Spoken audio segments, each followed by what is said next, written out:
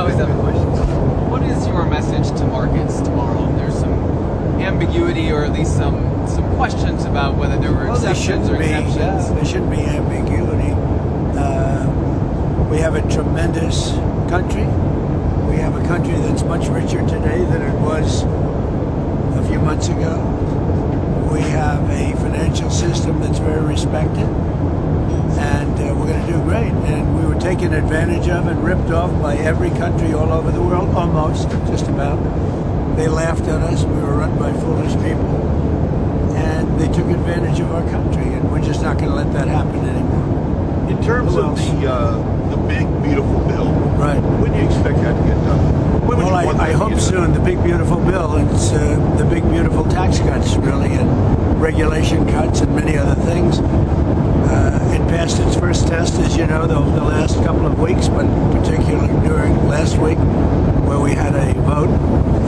We won in the House, we won in the Senate, and that was a big chunk of it. And now they're going to eventually take, pretty soon, a final vote.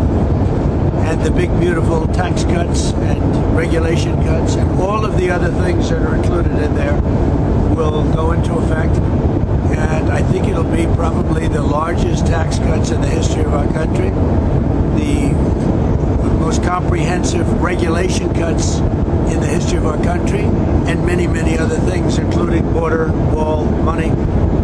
We built 571 miles of wall, but now we can add to it.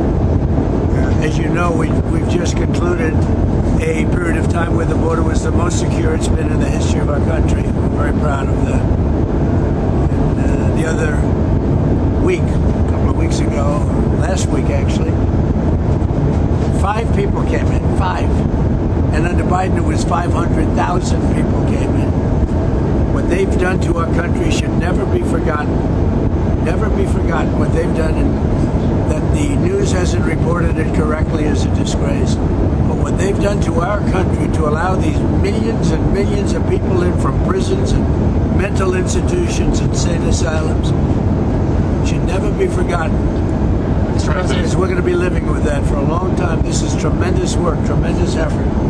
It's one thing, they cause massive inflation, they cause a lot of problems. But what they've done to our border and to our country, you should never forget that. And you should never, as journalists, allow people